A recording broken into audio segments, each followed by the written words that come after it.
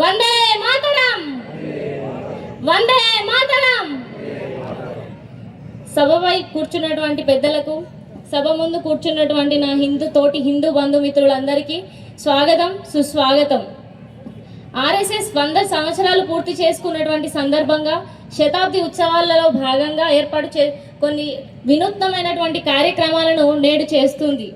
అందులో మన హిందూ ధర్మాన్ని, హిందూ ధర్మ సంస్కృతిని కాపాడుకోవడానికి ఏర్పాటు చేసుకున్నటువంటి విరాట్ హిందూ సమ్మేళనానికి హాజరవ్వడం, ఇలా వక్తగా నేను మీ ముందు నిల్చోవడం నా పూర్వజన్మ సుకృతంగా నేను భావిస్తున్నాను.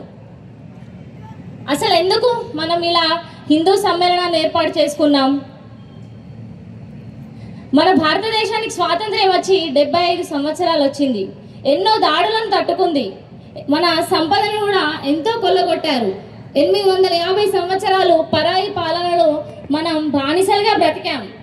అయినా కానీ మన భారతదేశ అస్తిత్వాన్ని మనం కోల్పోలేదంటే దానికి ఉన్న ఏకైక కారణం మన సనాతన ధర్మం. 5000 సంవత్సరాల నాటి మన సనాతన ధర్మమే ఈరోజు మనం ఇక్కడ ఇలా కూర్చోవడానికి గల కారణం. అఖండ భారతదేశంగా మన భారతభూమి ఉన్నప్పుడు చెంగిస్ ఖాన్ లాంటి, అలెగ్జాండర్ లాంటి జగజ్జేతలు కూడా మన భారతదేశాన్ని జయించలేకపోయారు. చివరికి ఒక పిడికిని మట్టిని తీసుకొని వెళ్ళారు. 1000 సంవత్సరాలు పాలించినటువంటి తురుష్కులు, బ్రిటిష్ వాళ్ళు కూడా మన భారతదేశాన్ని ఏం చేయలేకపోయారు. దానికి ఒక వ్యక్తికి ఒక డౌట్ వచ్చింది అన్నట్టు, అసలు ఇంతమంది పరిపాలించినా కూడా భారతదేశం అస్తిత్వాన్ని కోల్పోకుండా ఈనాటికి ప్రపంచంలోకి కళ్ళల్లోకి కళ్ళు పెట్టి చూసుకుంటుంది అంటే దానికి వెనుకున్నటువంటి ధైర్యం ఏంటి అని. దాని వెనుకున్నటువంటి ధైర్యం మనం నమ్మిన దైవం, అదే మన భగవద్గీత. కాదంటారా? భగవద్గీత అనేది మన జీవన విధానం. అది పూజా గదిలో పెట్టుకొని పూజ చేయాల్సిన పుస్తకం అయితే కాదు. ఎంతమంది మన పిల్లలకు భగవద్గీతను పరిచయం చేశారు? ఎంతమంది? వేళ్ల పైన లెక్క పెట్టుకోవచ్చు, వేళ్ల పైన మాత్రమే లెక్క పెట్టుకోవచ్చు. ఇది మన దుస్థితి. ఎందుకు? ఒక క్రిస్టియన్ వ్యక్తిని చూడండి, ఆదివారం చర్చికి వెళ్తాడు, బైబుల్ చదువుతాడు. ఒక ముస్లిం వ్యక్తిని చూడండి, ప్రతిరోజు ఖురాన్ చదువుతాడు, శుక్రవారం నమాజ్ చేస్తాడు. మరి మన హిందువులకు ఎందుకు భగవద్గీత అంటేనే తెలియదు మన పిల్లలకి? ఈరోజు మనం ఎన్నో చూస్తున్నాం. ఒకప్పుడు ధర్మం అంటే ఎలా ఉండదంటే, ఒక పొలంలో ఒక వ్యక్తి ఒక పొలాన్ని అమ్మిండు. అమ్మినప్పుడు ఒక పొలం దున్నుతున్న సమయంలో ఒక బంగారు బిందె దొరికింది. ఆ బంగారు బిందె తీసుకొని వెళ్ళి ఇది నీదంటే నీది, నీదంటే నీదని పోటీ పడ్డారట. అంటే మన ధర్మం అంత గొప్పగా ఉండేది. కానీ ఇప్పుడు ఈ రోజుల్లో ఎందుకు ఇలా అయింది? భగవద్గీత, రామాయణ, ఇతిహాసాల వంటి పురాతనమైనటువంటి గ్రంథాలను మన పిల్లలకు మనం పరిచయం చేయలేకపోవడం. దయచేసి హిందూ బంధుమిత్రులందరికీ నేను ఒకటే కోరుకుంటున్నాను, మన పిల్లలకు మన ధర్మం ఏంటో నేర్పించండి. మన ధర్మం వెనుకున్నటువంటి దాన్ని నేర్పించండి. ఎన్నో ఆత్మహత్యలు చేసుకుంటున్నారు పిల్లలు. ఒకరు హత్యలు, భార్యాభర్తలు చంపుకోవడాలు, నరుకోవడాలు, పరువు హత్యలు. ఎందుకు ఇవన్నీ? ధర్మం తెలియకపోవడం వల్లనే. కేవలం అది ధర్మం తెలియకపోవడం వల్లనే. మనం మన పిల్లలకు ధర్మం నేర్పించలేకపోతే పక్కనోడు వచ్చి మనకు అధర్మాన్ని పరిచయం చేస్తాడు. ఈ విషయాన్ని ప్రతి ఒక్కరూ గుర్తుపెట్టుకోవాల్సిన అవసరం ఎంతగానో ఉంది. భారతదేశానికి మూలం ఏంటంటే ఒక కుటుంబం. ఒక కుటుంబానికి మూలం ఒక స్త్రీ.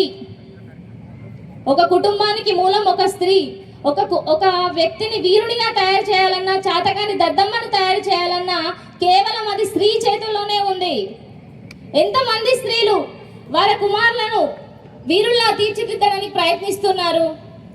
ఇంతమంది ఉన్నాం కదా. ఇందులో ఇప్పుడు నేను నా వైపు నుండి ఒక ప్రశ్నను అడగాలనుకుంటున్నాను మిత్రులారా. 15 నుండి 30 సంవత్సరాల మధ్య యువత ఎంతమంది ఈ సభకు హాజరయ్యారు? ఎంతమంది? ఒక్కసారి చేతులెత్తండి. మన భారతదేశం మన వేములవాడలో ఉన్నటువంటి యువత ఇంతేనా? మన యువత? ఒక భారతదేశం కాదు, లాంటి ఎన్నో దేశాలు ముందుకు సాగాలంటే యువతే కారణం. యువతకి అసలు భారతదేశం అంటే నాది, నా దేశం, నా భూమి, నా కర్మభూమి అనేటువంటి భావన కలగజేయలేకపోతున్నారు మీరు. ఎప్పుడు ఆ ఫోన్లలోనేనా, ఫోన్లలో రీల్స్ చూడడం, అవి ఏమొస్తున్నాయి, అసలు ఏంటి, ఎక్కడికి వెళ్తుంది మన సమాజం? ఈరోజు ఒక విద్యార్థిని గురువు గొప్పదా గూగుల్ గొప్పదా అని అడిగితే గూగులే గొప్పదంటాడు. గూగుల్కి విచక్షణ ఉంటుందా? ఏ వయసు వారు అడుగుతున్నాడు, ఏం ప్రశ్న అడుగుతున్నాడు, ఏం చెప్పాలి, ఏం సమాధానం చెప్పాలి అని తెలుస్తుందా? అదే ఒక గురువుని అడగండి, నీ వయసును బట్టి నీకు ఎంత చెప్పాలో అంతే చెప్తాడు. అంటే మాతృదేవోభవ, పితృదేవోభవ, ఆచార్య దేవోభవ అన్న భావాన్ని మనం నింపలేకపోతున్నాం.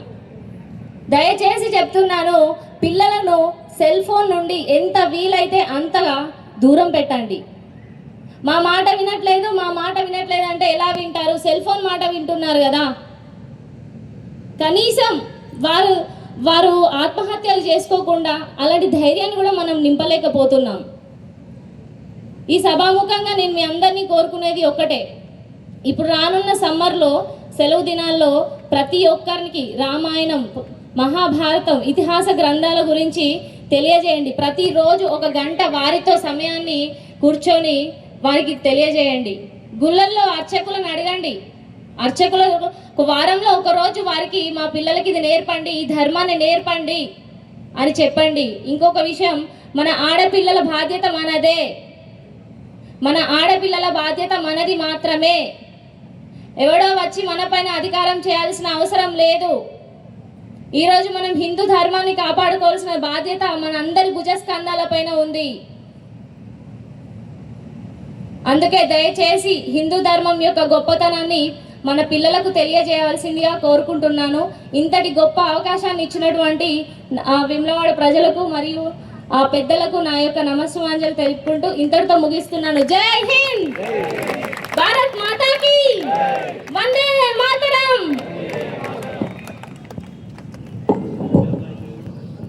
అధ్యక్షులు శ్రీ డాక్టర్ కోట